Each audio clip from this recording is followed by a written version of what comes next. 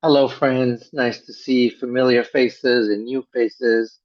Thank you, Taylor, for holding our space, and thank you all for joining me for our monthly exploration of Judaism, Born Divided, the history of how we got here.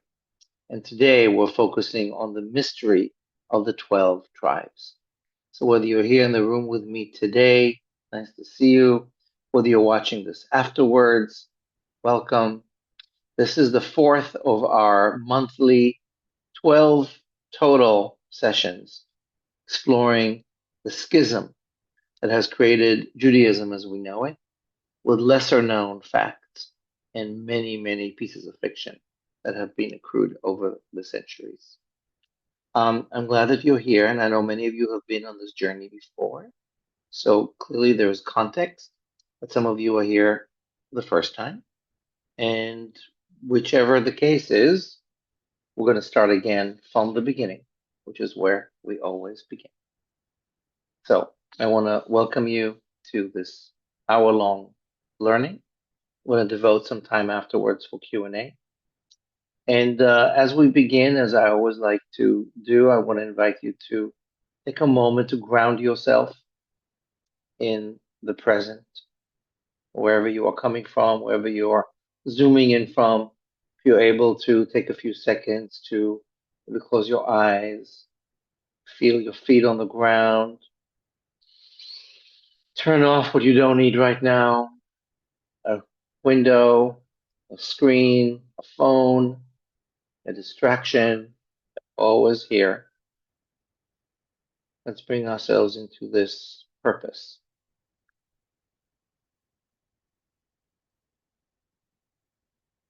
We are here to learn, to mine the past so we can be more present. We can co-create a better future.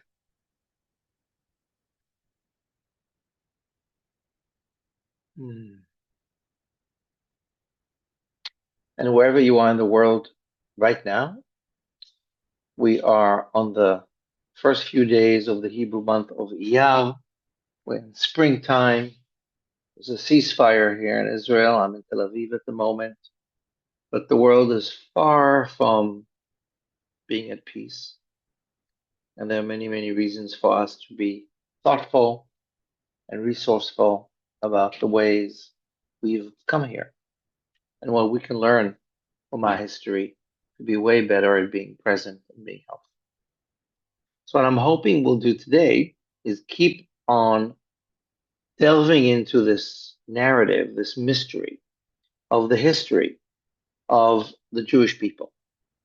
So again, I'll do a very quick reprise, but whether you've been with me before and you're just joining, this course is the product of the 3.5 year journey that many of us took together of reading through the Hebrew Bible, one chapter at a time. And throughout that journey, that coincided with some of the horrific political history of the last few years, the one question that kept coming up for me was, what is this story of the northern kingdom of Israel and the southern kingdom of Judah? What is it about the history of the Jewish people that seem to have been born divided, but never quite acknowledged? What does that story of an ancient schism from the Iron Age have to teach us today about the ways we are so polarized and that the differences between us divide us even deeper across so many divides, whether that is within the United States, or that's within Israel, or between people in Israel and people abroad, between being a Zionist and being a diasporist, being a Trumper or a human, being politically aligned in different ideologies, and Jewishly really holding different polarities of identity. Turns out this didn't start in the 18th century or the 10th century. This didn't start with Christianity or with modernity. The sense of being two different ideologies in relationship with each other goes back to the very beginning. And so that origin story of the north and the south, Israel, Judah, particular, universal, etc., allows us to understand a little bit how we got here, who we are, how we honor differences and the dignity of differences, and how we forge common paths despite our differences so that we're not at each other's throats all the time, just some of the time, and mostly find a way to be in deep dialogue and build bridges. That's what I'm hoping to gain out of this course. So whether you're watching it live, whether you're joining me after, whether you've been reading through these before or not, this is where we are. And for those of you on the call with me right now, as paid subscribers, thank you for believing in this project, for supporting it, and for helping me really focus time and energy on providing this resource.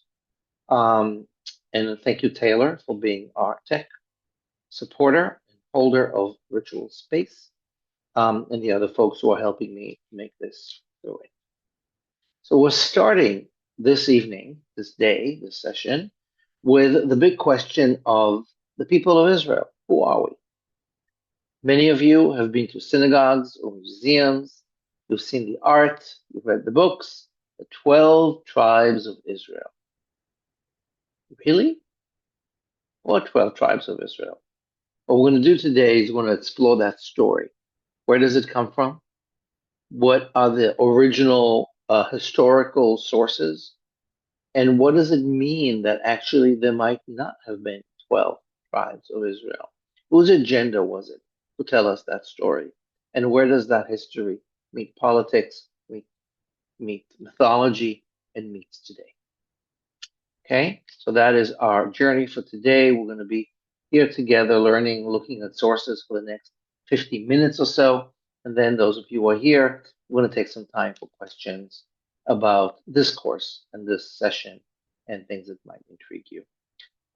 Taylor has already put in the chat, and we'll put again in just a moment, the link to our study sheet that we'll be looking at today. It is also already linked on our landing page on my website. You can source it anytime. And what's in it are the texts and images with which we're going to begin exploring today's question. What is the history of the 12 tribes? What does it have to tell us about the ancient war between the north and the south, Israel and Judah? And what is it about today and the notion of being part of a tribal reality, but also a post-tribal reality at the same time? Myth, story, fact, fiction, family ties, brutal battles, history, and mystery is what we're going to go look at right now. And so I want to invite you to open your study sheets. And actually, maybe, Taylor, we can share a little bit on the screen, just the first couple of sources. And we're beginning with the Chagall windows. So some of you who've been to Jerusalem anytime in the last few decades, you may have read or heard about these. The Hadassah Hospital in Jerusalem has these 12 magnificent windows. You're seeing the image there on the right, and you're seeing Marc Chagall working on those stained glass windows in the early 1960s.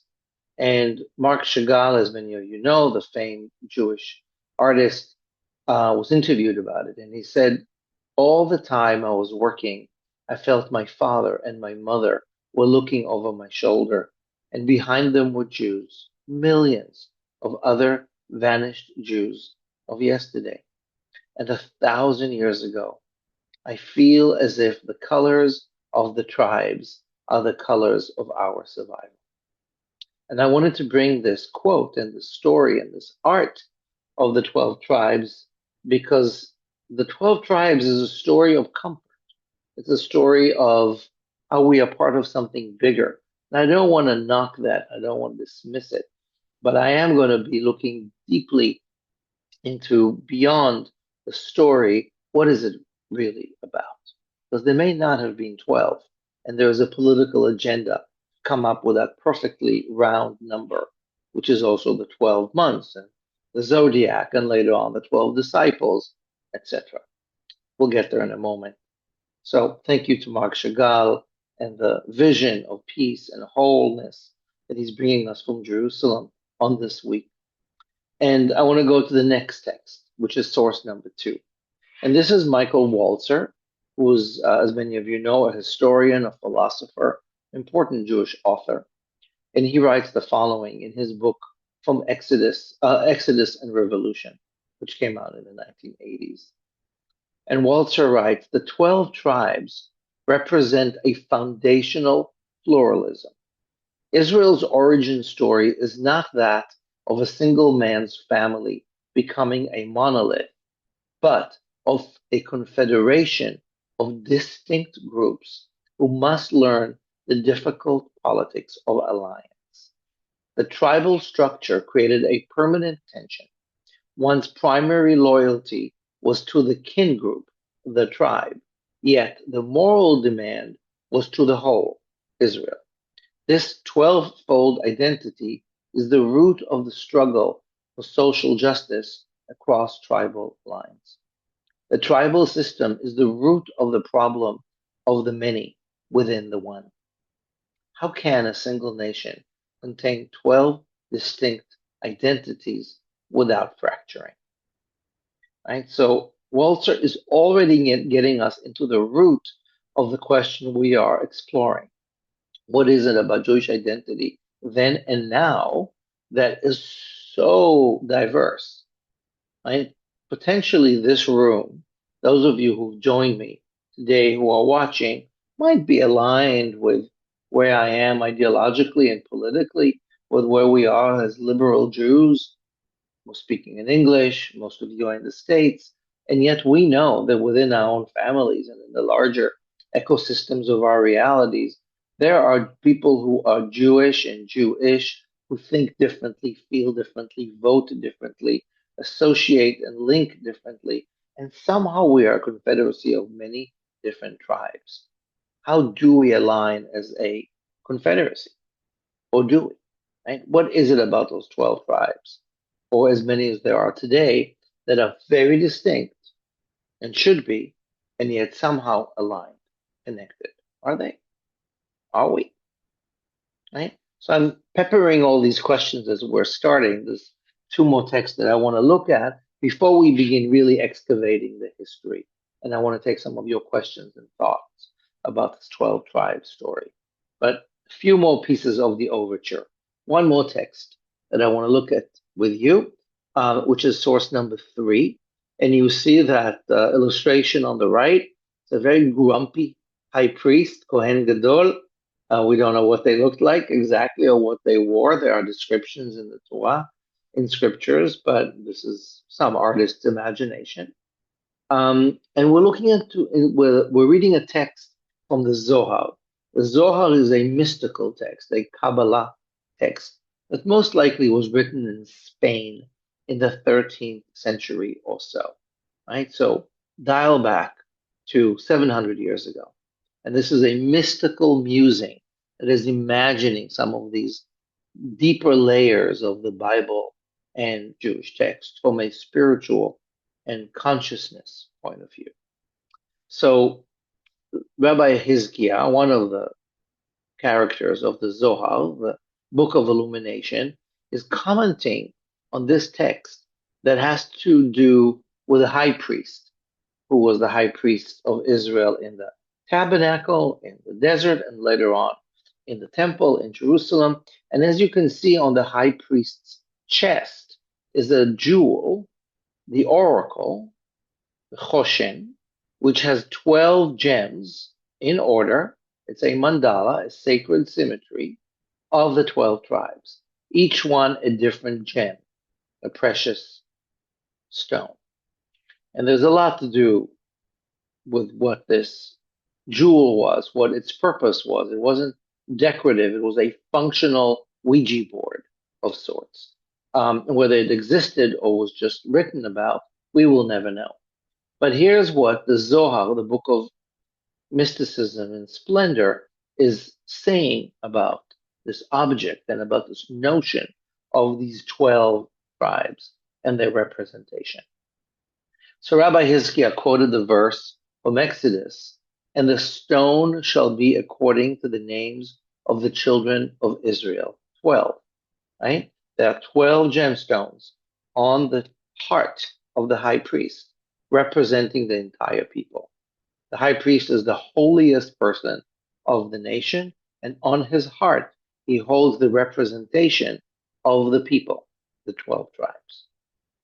Rabbi Hizkiah said, these are the precious supernal stones, which are called the stones of the place. And that is a quotation from the book of Genesis, where Jacob, the progenitor of the people of Israel, goes to sleep one night in a field, his first night away from home, and puts some stones under his head because he's a runaway and he doesn't have a bed or a hotel room. So he puts a bunch of stones under his bed. And the Zohar is saying, young Jacob, who will become the father of the 12 tribes, put 12 stones under his head. They will become these 12 gemstones of this oracle, of this piece of jewel. They were according to the names of the children of Israel, because just as there are 12 tribes below, so there are 12 tribes above, which are also the 12 precious stones. So you can see that we're already in the realm of the mythic. Think about the zodiac. Think about the 12 hours of the day. Think about the stones under Jacob's head. His name will become Israel. Think about the 12 tribes. There's something here that isn't just fact. We're in the world of symbol and myth in a very deep way, which is why the story of the 12 is so grounded in our story. It is scandalous to bust it as a myth, and yet scandal is how I roll, so we're going to try and go there. One more source to ground us. Thank you, Taylor. This is Karen Armstrong, who, as many of you know, is one of my favorite contemporary writers on religion, on politics, on the combination of spirituality and political history. And in this book, The History of God, she writes the following about the 12 tribes. The 12 tribes were a way of mapping the sacred onto the soil. By dividing the land into 12, the Israelites were not just claiming territory, they were creating a mandala, sacred symmetry of the divine presence, where every corner of the land was linked to the ancestral promise. In the ancient world, the 12 tribe system acted as a religious league. It allowed the separate groups to share a central sanctuary, creating a sense of oneness that was essential for survival against the surrounding empires. The problem of the tribal symbol is its inherent us versus them mentality. While it fostered internal solidarity, it also coded a fierce exclusivity into the Israelite DNA, making the outsider a threat to the sacred 12-fold order. The disappearance of the 10 tribes after the Assyrian conquest turned the symbol of the 12 into a potent myth of loss and hope. It became a spiritual number, representing a wholeness that no longer existed on earth, but must be awaited in the future. I may have lost you with that last paragraph. So before we talk about the disappearance of the 10 tribes, which we'll get to in a moment, I want to pause here. Taylor, you can unshare, right? I've spoken a mouthful. We've looked at different sources that reference the 12 tribes. So I want to take 4 minutes, really no more. So I'm going to ask one or two of you who may have any reference to what we just read. What about what we just read is brand new to you? What about what we just read is a revelation to you? Or what about what we just read brings up a question about this notion of the 12 tribes that you may have known about, but never really quite paid attention to? Okay? before we proceed, I want to make sure that we're all on the same page. What about what I just read really speaks to you or makes you ask a question? We're not going to have time for all of them. We're just going to have one or two. I want to make sure that I hear some of your voices. Does anybody want to start? Jonathan, nice to see you, my brother. Nice to see you. That we're talking about political agenda. Sort of always knew that, but never really thought about it with the focus that you're bringing to it, that we're talking about Mhm. politics in addition to family, religion, history. Correct. Correct. Whatever the families were, or these people were, this is constructed as a political narrative. There's a political agenda for why the story of 12 tribes or 12 brothers who become 12 tribes is important. And we're going to go there in just a moment. There's an absolute political agenda here. It is not a neutral family tree. It's a constructed family tree with a political agenda that we can deconstruct or try to deconstruct. Thank you. I'm glad. That's a great revelation. Someone else, a thought or question or something that is like Renee. Hello there. Hello. So, in my Orthodox synagogue where I grew up, there were the whole ceiling was the zodiac. It had every astrological symbol. Later on, as a grown up, I studied astrology mythically, and I find it a fascinating subject. But then here I was looking at the 12 as above, so below. I wondered just now whether the Yeah. What's the synagogue of my connection? youth, I never quite knew. I didn't, when even as a grown up, exactly what the connections were. And this just Great seemed to question. me, you know, 100%. It's a very good question, and we're going to go there in a moment. Many synagogues have it throughout the world, and it's very puzzling. The zodiac, the tribes, later on the disciples. What's going on here? yes. What are those 12? What came first? Thank you. Good. Nice to have a picture of your childhood synagogue. And Evelyn, you get the last question here. I think it's just fascinating to think that we already have the split, we already have the tension in our own people. So to think about the contemporary tension, we don't have to feel so alone that we're part of a tradition. Correct. It's heartbreaking that we're so split, and it's helpful to know that we're not the first generation to really deal with deep ideological divides, different tribal identities that on one level are connected and in other ways are not. Adam, forgive me, I'm going to ask you to hold your question. We'll come back to it. I want to make sure that we get to some of the text we have today because it's a little complex. And so, thank you. All right, so those are really good questions: the mythic, the political, the historical, the current. So I want to look at an article with you, which is the crux of source number 5 in our study sheets. And I sent you ahead of time. I don't know if you had a chance to read the article, listen to the podcast, which is the exploration of the work of Dr. Andrew Tobolowsky, who wrote several books about the sons of Jacob and most recently, the myth of the 12 tribes of Israel, new identities across time and space.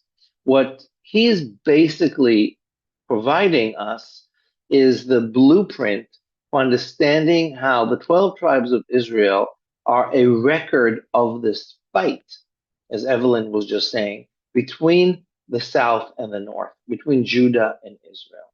So I'll briefly just say, I'll remind you.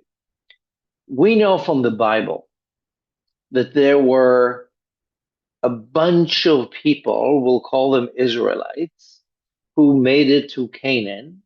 And maybe it's the story of the Exodus and Joshua led them and they fought the native indigenous people and conquered and killed them. And then there's a whole period of judges. And eventually they say, we want a king. And the first king that is chosen is from the tribe of Benjamin in the northern territory. That is King Saul. And King Saul and the house of Saul managed to fight and conquer and sort of make the kingdom into the kingdom of Israel. But shortly after, there's an upstart from the south, from the tribe of Judah. And the tribe of Judah is a much smaller entity in the south of the country, whereas today Jerusalem, and that is David. And so the house of David, the house of Judah, eventually replaces the house of Saul and the tribe of Benjamin. The south replaces the north, and then you get the kingdom of David and Solomon that did or did not include all the tribes, all those different indigenous Hebrews in the land. That's the story of the Bible. It lasts 2 generations, David and then Solomon. And as soon as Solomon is dead, the taxes that were waged on the people, the enormity of the Israelite kingdom was such that it was too big. It split, and there was a civil war and a schism. And then you get the northern kingdom of Israel under Jeroboam the king. We looked at that last time. And the southern kingdom of Israel under Rehoboam, son of King Solomon. And for the next 200 years, you've got the northern kingdom of Israel, southern kingdom of Judah. You have about 10 tribes of Israel in the north and 2 tribes in the south. And eventually the Assyrians destroy the north and the 10 tribes get lost. And eventually the Babylonians destroy Judah and the last 2 tribes are exiled. And we, if you're in this room today and you identified as Jewish, we are the children of Judea, of the Judeans, of that tribe. But we might be the descendants of other tribes too, that morphed into the soup in some way. So in the schism between the South and the North, the political exclusive of the South versus the political openness of the North, the insular versus the universal, the different ideologies of South and North, there's something to do with the story of the 12 tribes. Were there 12? Where did the 10 go? And did Judah have anything to do with rewriting the story that includes the history of Israel? That is the premise that we're going to look at right now in this article in source number 5. I'm bringing you just highlights. If you haven't yet, I really recommend you read the article. It was sent in the Substack. It's on our resource page. And if this feels like a lot of footnotes or very specific political or historical information, see where it meets you. I'm going to read through highlights, not all of source number 5. The Bible presents Israel as having 12 tribes from both northern Israel and southern Judah. In older northern lists, however, the southern tribes do not appear, and the full list seems to have developed in Judah after the destruction of Israel. Moreover, the idea that the tribes are descended from Jacob developed even later. The story of Jacob and his children in Genesis depicts Reuben, Simeon, Levi, and Judah as his 4 eldest sons, perhaps the most important ones. In other words, it makes the 3 Judahite tribes 3 of his 4 eldest children. It is likely the Judahite authors were responsible for the Genesis version of the Jacob story, which elevates these 3 southern children. Given that there is little evidence outside of Genesis and Chronicles that other authors thought of Jacob as the tribal ancestor, might southern authors have invented the basic concept of Jacob as the ancestor of all tribes? So you see what he's doing here from a historical point of view. If you look at the oldest layers in the Bible, we're going to look at one in a moment, there are no 12 tribes. The Song of Deborah, which is considered the oldest strata of literature in the Bible, is a triumphal war song. It includes 7 tribes, but it doesn't include Judah, and it doesn't include Levi, It doesn't include Simon. Those are the Judahite tribes. It includes the northern tribes. And so what he's proving is that at a later stage in our history, the people of Judah, with an agenda, created an anachronistic story of the 12 tribes, made Jacob as the ancestor of all tribes, and basically fabricated a story where they were part of the original family, but they originally were not. We have a superimposed narrative of a later period on an older period. Now, let's think of what that might look like in today's reality. Okay? Think about American identity. You have Christians and you have Muslims, you have Jews, you have Native Americans, you have people who have immigrated, you have people who've been there since the Mayflower, you have people who've been there way before the Mayflower. What is an American? How many tribes are there in America right now? Can you even count? I'm not even talking about the Native American tribes, right? At some point, a story is being told that these are the identities of a nation. And when you're saying make America great again, and you're celebrating white supremacy, you are superimposing a particular identity over many different identities. And some of those identities came before the Dutch or the English or the other white people. And so you're seeing a superimposed identity over a diversity of identities that creates a claim for what does it mean to be an American again. Something similar may have happened when the Judeans wanted to claim their right as the heirs of the Israelite identity, the diversity of voices, religiously, politically, ideologically, and superimposed the Judeans over the entire tribal system. And they may have made up the story of 12 tribes, where in fact, there were not 12. So this might be a little confusing. I get it. I'm going to read a couple more paragraphs that hopefully are going to make it more clear. We're still on page 4 of our study sheet. I'm going to skip the next piece about Hosea, the prophet, who's the only northern prophet, whose words in the Bible, therefore, are important so we understand some of where we come from. And I'm even going to skip some of the stuff on the bottom of that first column that talks about Jacob and how he becomes the father of the 12 tribes. Again, according to research, that may have come much, much later. So if you look in the middle paragraph on the right column of page 4, it says, it is possible.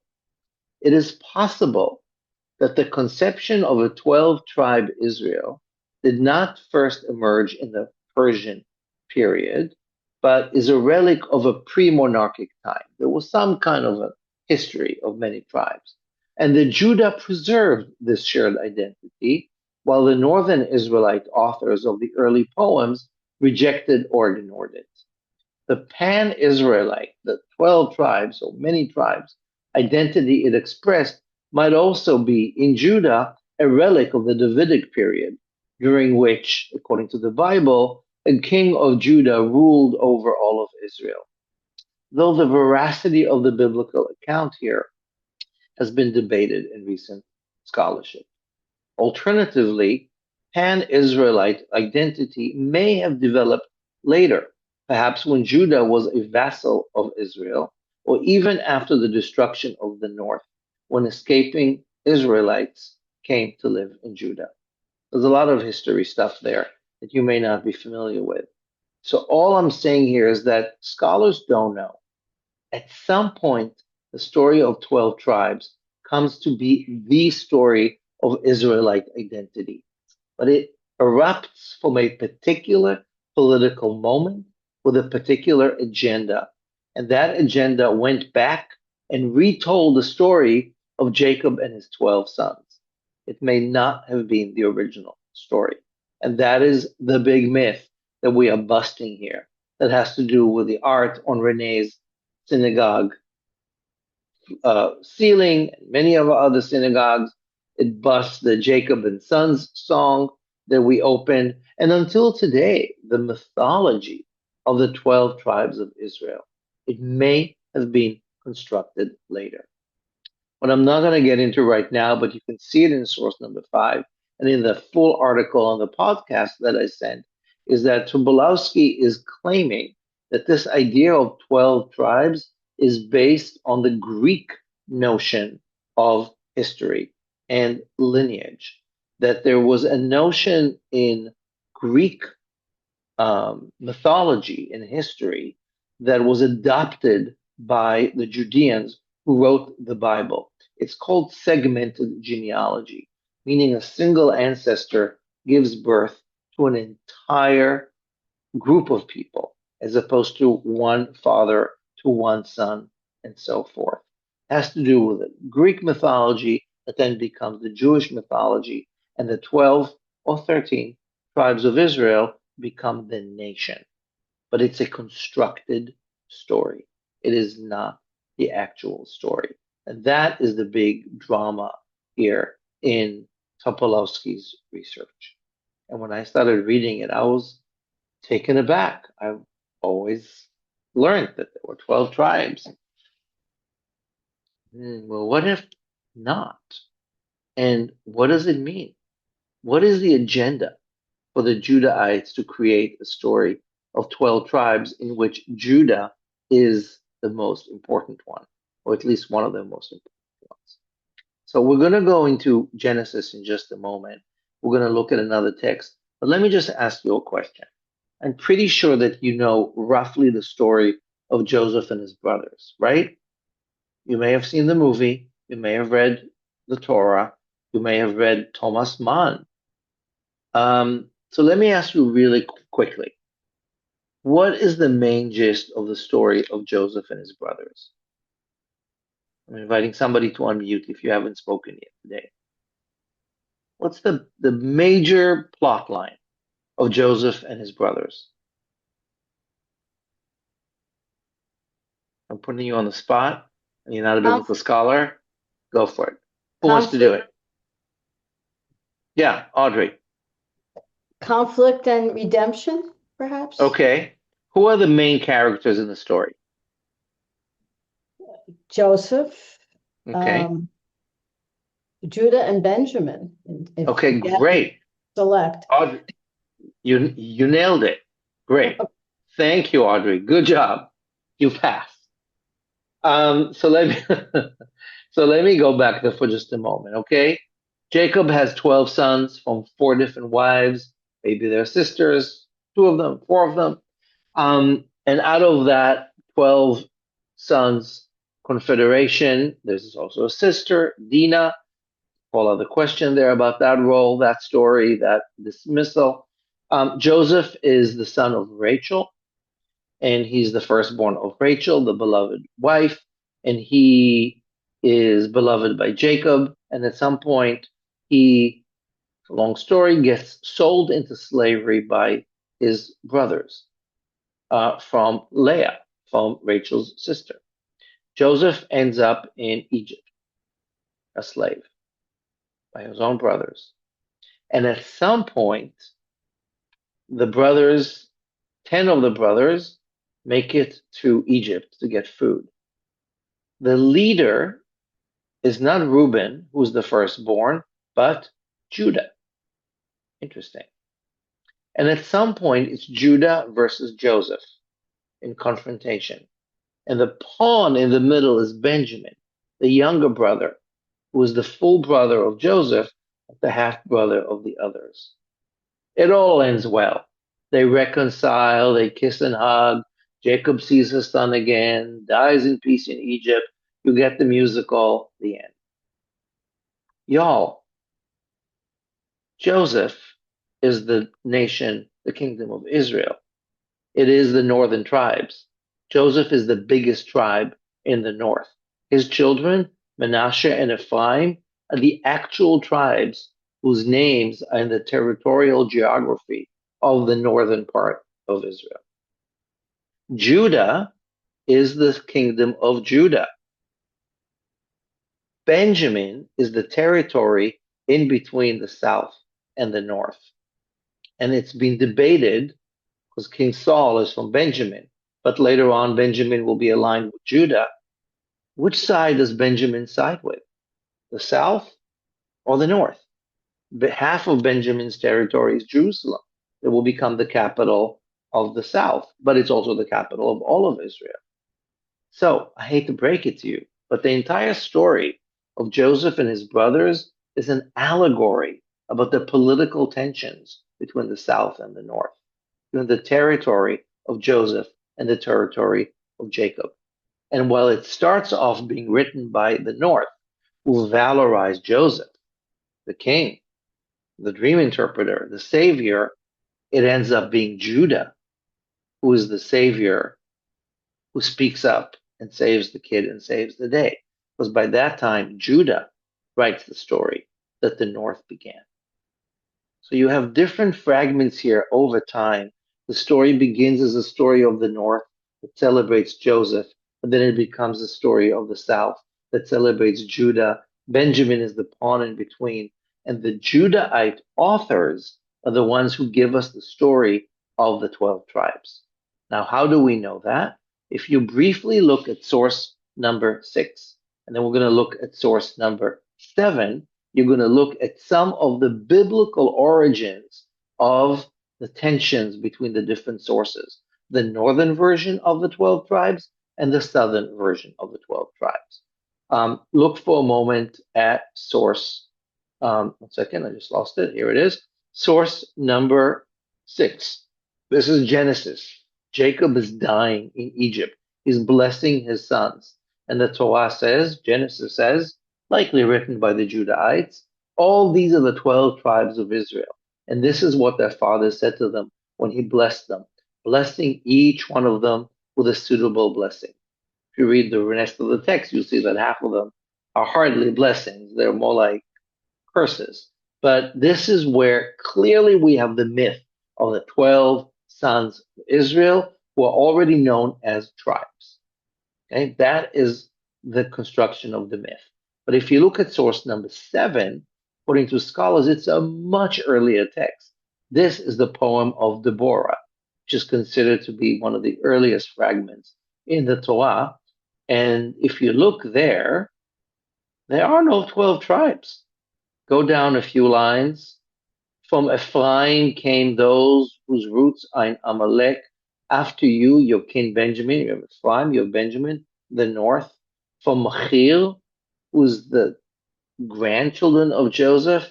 From Zebulun, from Issachar. Reuben is mentioned, but that's it. Wait, where's Judah? Where's Levi? There's Dan. There's Zebulun. There's Naphtali.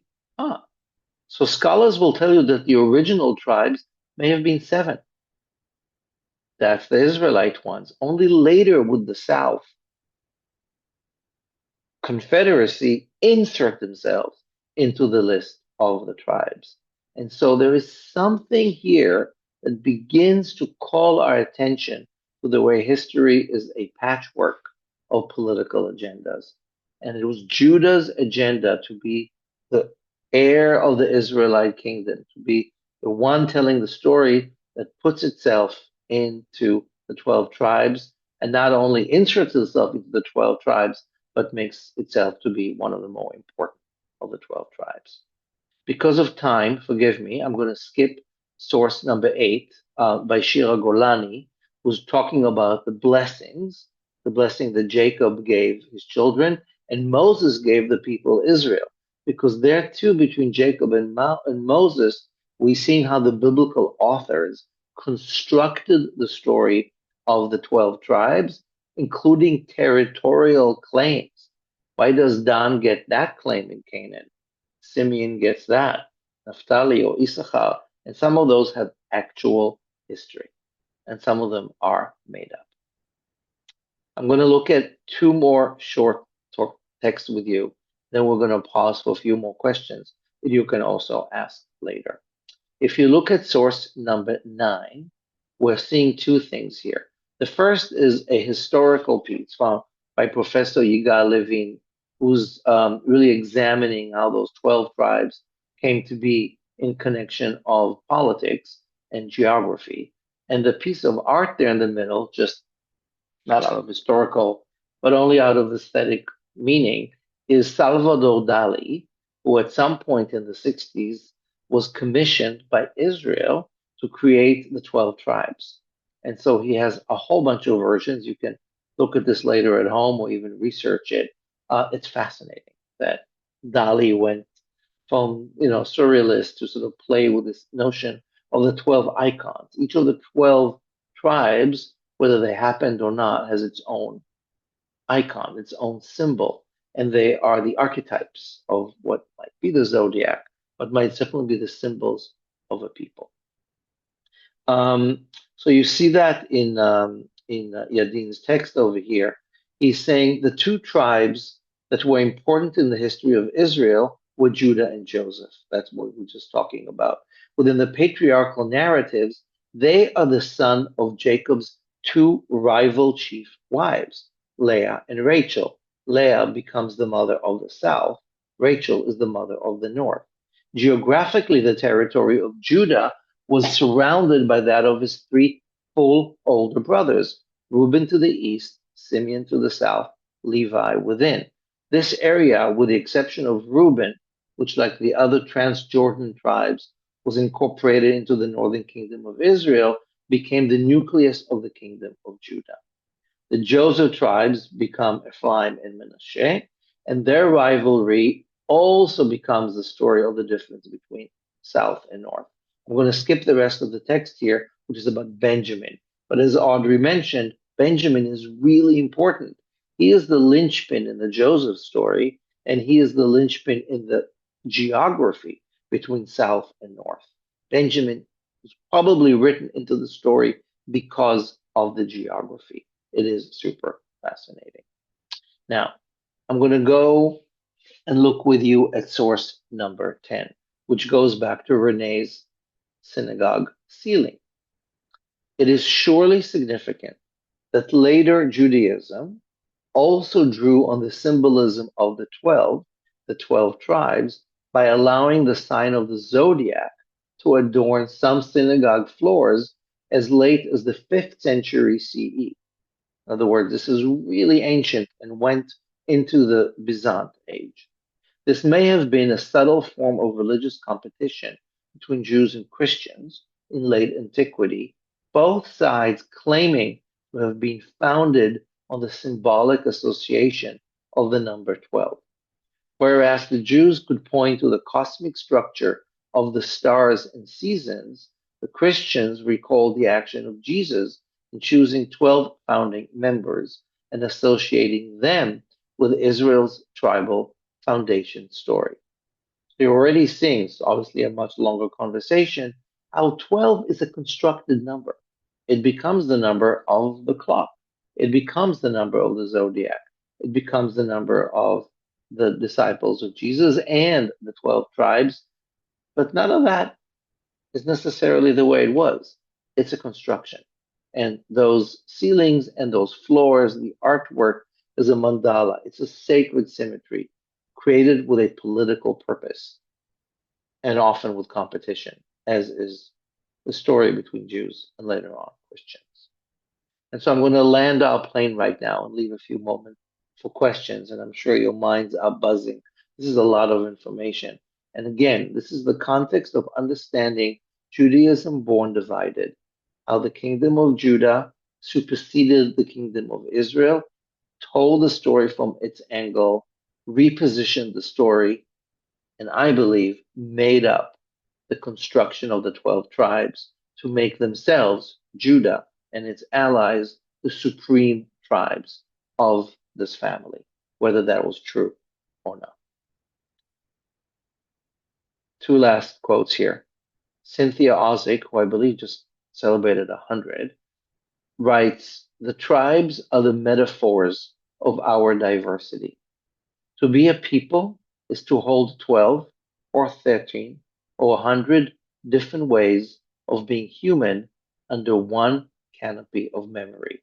This is a positive way of looking at the story of many tribes and saying, whatever it was, can we somehow hold diversity together?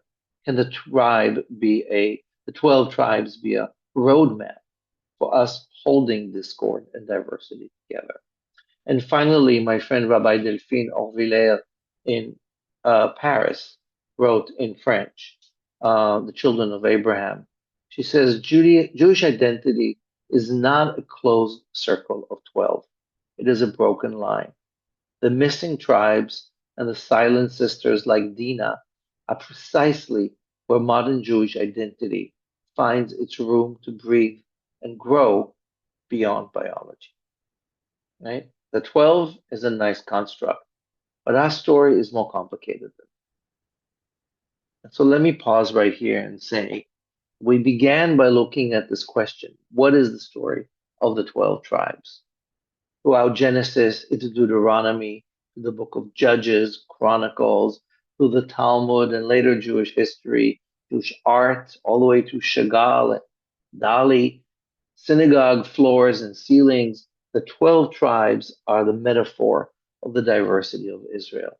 And while that is a good thing because we are different under one flag, what we have seen today is that that story was constructed by one of the tribes that wanted to create its own supreme importance and usurp and reinterpret the earlier stories of the northern tribes and own the southern narrative as its own leadership. And it won.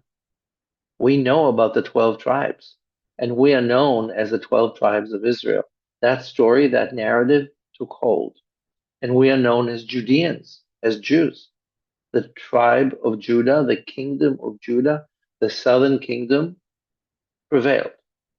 Whether that's the house of David or the Judaic narratives that we are still living by today, that for many of us is not so simple, became the status quo.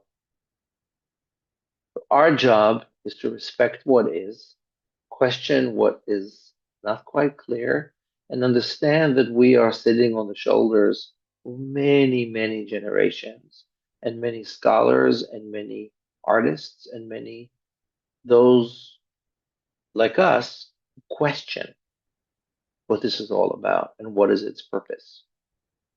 I, for one, feel blessed that I understand the complexity of these tribal traditions, that we're not from a monolithic system, that the Judaic is only one of the many voices then, as there are many voices now.